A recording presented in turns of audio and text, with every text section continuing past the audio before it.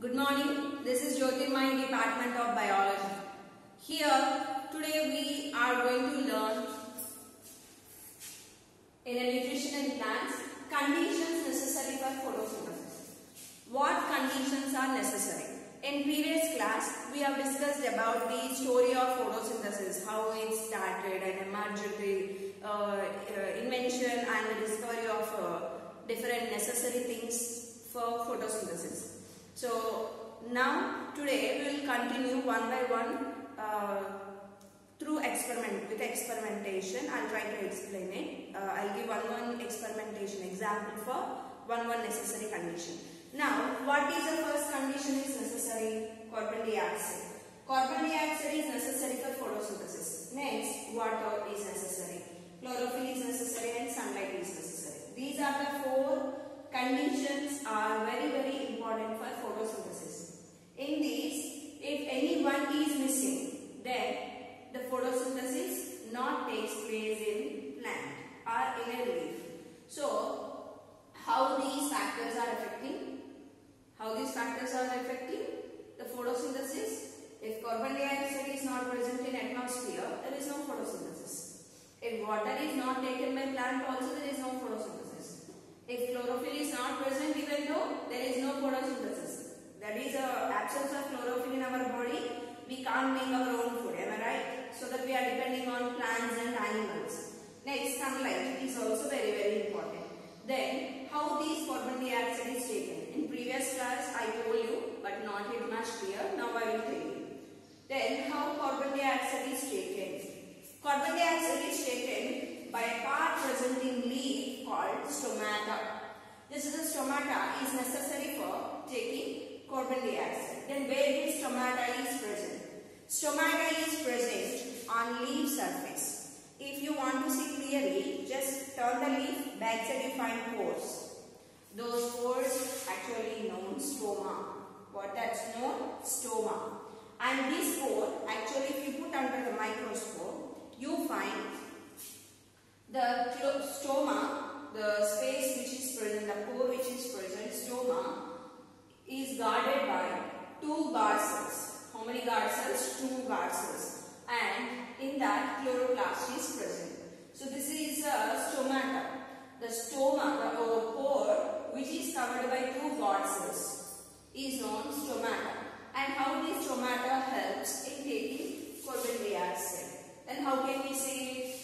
Need to take a leaf, just cut a small piece of leaf, put under the microscope on a slide, put on a slide and just take the slide under the microscope and observe. Then you find the structures are like this. This is a closed stomata and it is open stomata.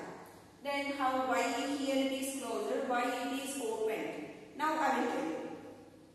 Generally, the time of absorbing carbon dioxide, the stomata gets opened. What happens? Stomata gets opened. When stomata is opened, automatically the guard cells are actually filled with water.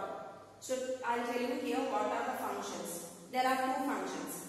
Stomata has a function allowing of carbon dioxide and oxygen. What it allows? Carbon dioxide inside and allows oxygen outside. When it is allowing carbon dioxide, then only it opens. And what about the guard cells function? Guard cells are filled with and also have chloroplast are filled with water. So generally when it is enclosed in nature, it is flat. In this flat the water is filled. Okay. When it is closed, the water is filled in guard cells. When these guard cells are, when stoma is opened, then guard cells get shrink and water sheds out. So do you understand?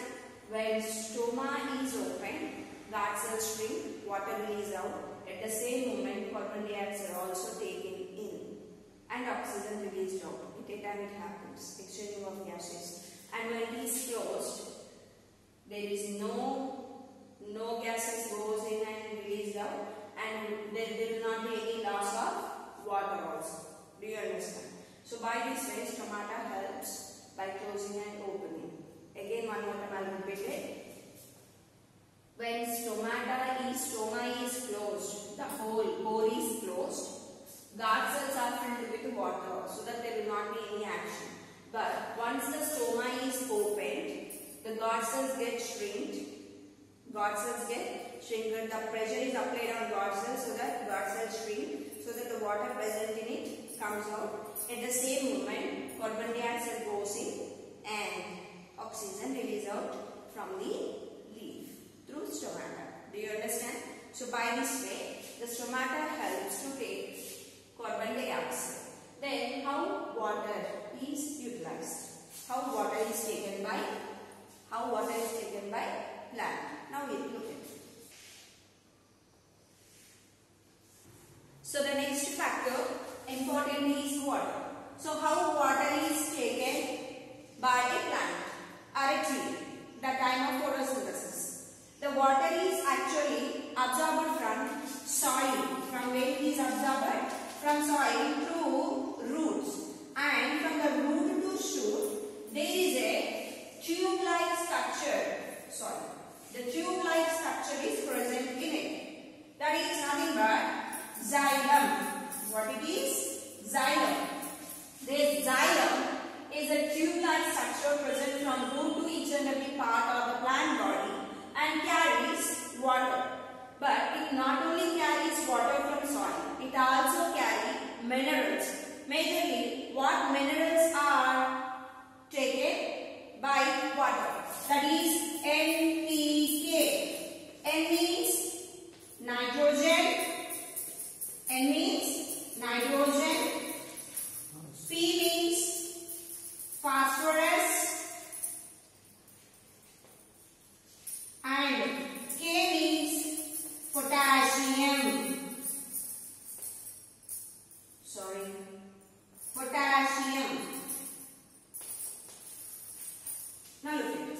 So N means nitrogen, P means phosphorus and K means potassium. Even not only that, the minerals what we are utilizing. Now, what are the minerals we are utilizing now? Zinc, iron, chlorine, fluorine, all these are taken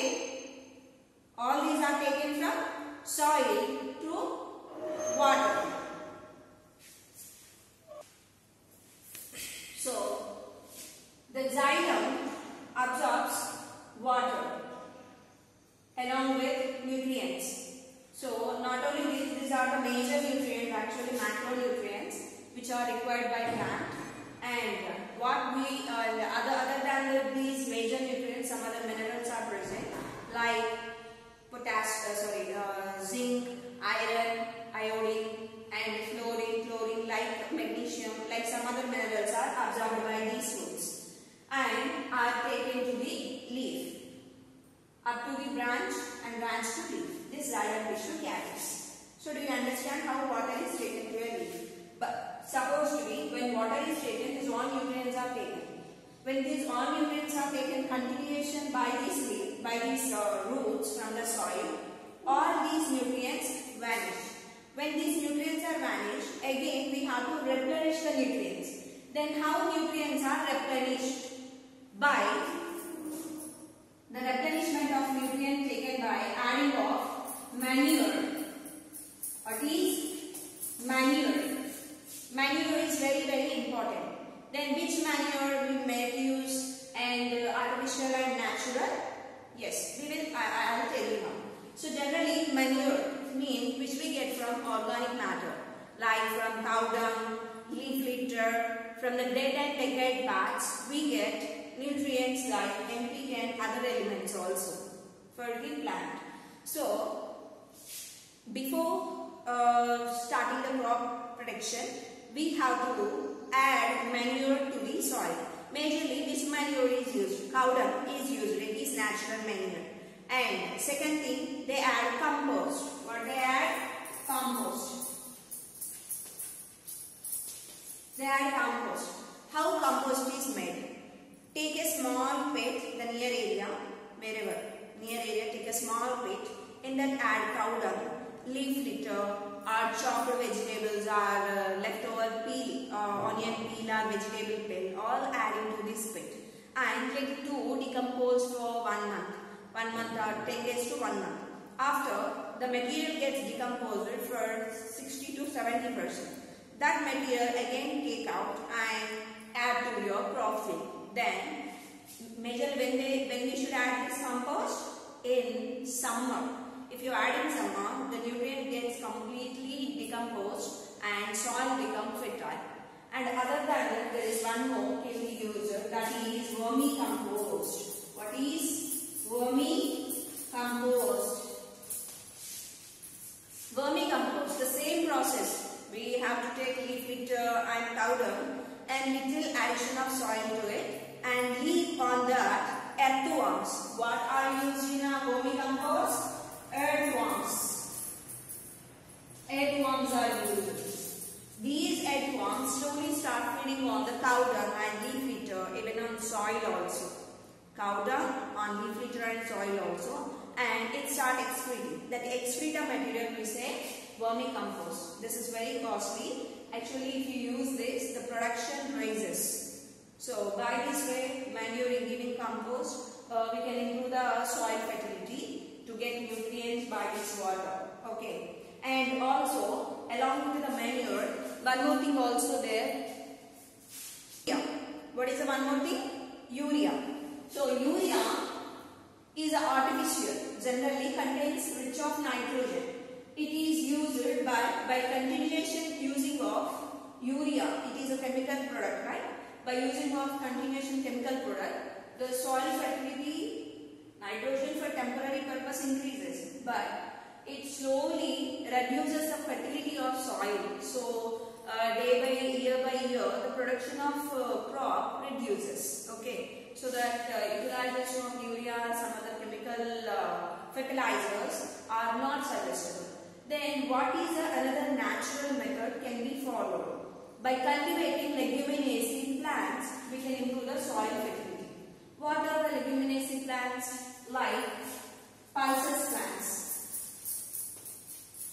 Mean leguminous plants. What are they? Leguminous plants.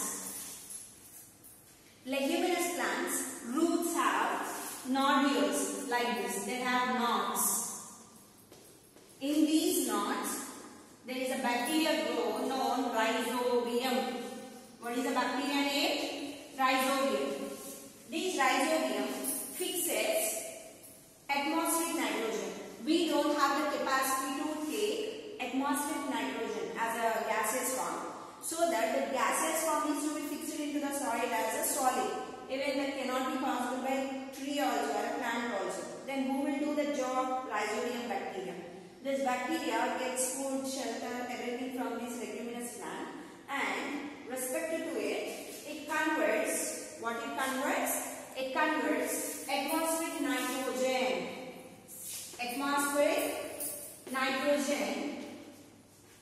into nitrate or nitrite and fixes into the soil. And this soil becomes rich of nitrogen and it's taken. So by this way we can replenish the nutrients into the soil. Okay. That is the reason, see, every year once, so 2 years once, the crop should be rotated. Crop rotation to be followed. 2 years if you are cultivating rice. For the 3rd year, they choose groundnut, red gram, black gram, or beans. Any one crop they choose alternatively in between the rice production. Do you understand? To improve the nitrogen content. By this way, the nutrients are taken from the roots to xylem tissue to the leaf. And by utilizing this water, plant synthesizes food. But in this water, not plain water is reaching to the leaf. Along with the nutrients are reaching. As for the nutrients, the food production is dependent. So that I will tell you. So when these nitrogen reach, generally in the process of photosynthesis, what is synthesized? You know, glucose is synthesized. Am I right? Glucose is nothing but CHO. These 3 combinations present. But when water is carrying nitrogen to the leaf, carbon, hydrogen, oxygen along with the, if nitrogen is added, then proteins What materials are formed? Proteins are formed. And these proteins are available in all pulses plants. Like, are you eating dal, papu? In that you get complete proteins. Then how these proteins are formed in a plant? When nitrogen is carried through leaf to the roots to leaf, then the carbon, hydrogen, oxygen add with the nitrogen and forms protein, the combination. Okay. And these proteins are generally available in plants, nothing but all grams. Red gram, green gram, black gram, beans, cluster beans, cowpea, whatever. The food pulses or dal, what you are eating, all they contain proteins, groundnuts also. Then, until now we know about glucose is nothing but carbohydrate is framed by the process of photosynthesis. To this process, when nitrogen is taken to the leaves and added, then protein is formed. Then how fat is formed? So that is a point we have to look at. When glucose, after the formation of glucose is deposited in the different parts of the body. But this glucose is actually soluble. Soluble means if it gets water, glucose dilutes and utilized by the plant. But if glucose is utilized by the plant, we won't get next food, right? So that the glucose is stored in the form of starch. And when this glucose also converts into the form of glycogen, this is insoluble form, not dilutes in water. So this insoluble form later converts into the form of glycerol. This glycerol is also known fatty acid, contains fatty acids in it. This we are calling fat. Oils. You know, we are getting oil, groundnut oil, sunflower oil, okay, and rice bran oil, sesame oil. So like different oils we are getting from roots, from stem, from seeds. Majorly we are getting from seeds. And that oil, and when cotton oil also, from cotton seed also we get cotton oil. So like different oils we get when these glucose convert into the form of glycogen, and this glycogen is converted into the form of glycerol, then fat is deposited in different parts of the plant. When we eat that part, we get fat. So do you understand? By the single process, photosynthesis, by utilizing these nutrients, plants can able to make their own food material. One is carbohydrate, protein and fat. And other than that, from plant products we also get vitamins and minerals. How we get?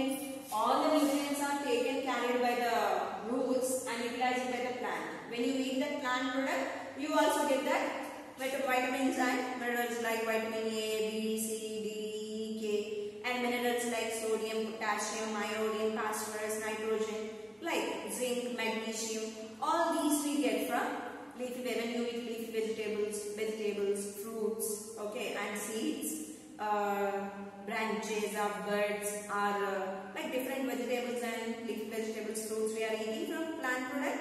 Those all are synthesized by this process. When water is carried through the xylem, all the nutrients are carried and helps for making this kind of nutrients.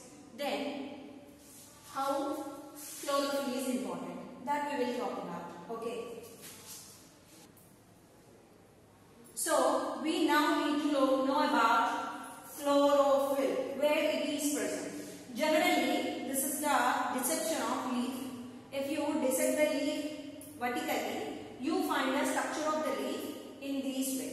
It has different cells, and each and every different cell there is a presence of chlorophyll in them. Here are you finding a round-like structures here, small. These are actually known chlorophyll present, and these chlorophyll actually traps sunlight. What it traps? Sunlight. And do you know how much sunlight is trapped by it? The wavelength of sunlight. It is between 400 to 600 wavelength of sunlight is trapped by this chlorophyll. It traps that 400 to 600 carbon dioxide and water in the presence of sunlight. Here now I am telling you about sunlight also. This sunlight actually has different wavelengths of rays. From that, this chlorophyll traps 400 to 600 between wavelength and helps by utilizing of carbon dioxide and water. It helps to synthesize food. What is the food it helps to synthesize? Nothing but glucose. Okay. So, how this food is synthesized? By the process of photosynthesis in the presence of chlorophyll. And how it is taken? Now look at it. Chlorophyll is present here in all cells. Here the light is trapped by that sun. And from the stoma, the carbon dioxide, which gas is taken? Carbon dioxide is taken. And from the roots, the water is automatically carried to cells. And these cells trap the water, sunlight and carbon dioxide. And these carbon dioxide and water in the presence of chlorophyll and sunlight, it cooks properly and forms glucose. Where we are finding this? In stem now, leaf now. But even in some stems also this photosynthesis process takes place. In which stem this photosynthesis process takes place? Even in which plants there will not be any photosynthesis. That we will see in the next class. So, I hope today you enjoyed and we learn today once again revision. We learn today what are the major factors of photosynthesis and how they are taken. And majorly first we discussed about carbon dioxide is taken from open stomata. And next water.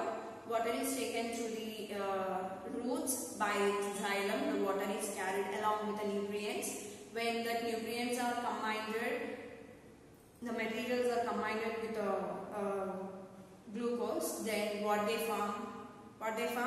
Proteins, fats, vitamins, minerals and carbohydrates. And how they form and how the photosynthesis takes place in the presence of chlorophyll and sunlight. Now we have seen.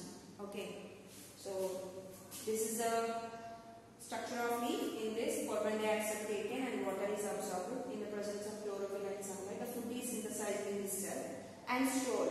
From here again it passes to the different parts of the body, to the leaf to, branches to, stem to, roots, each and every area, even in fruits also. And that we are plucking and eating and enjoying. Am I right?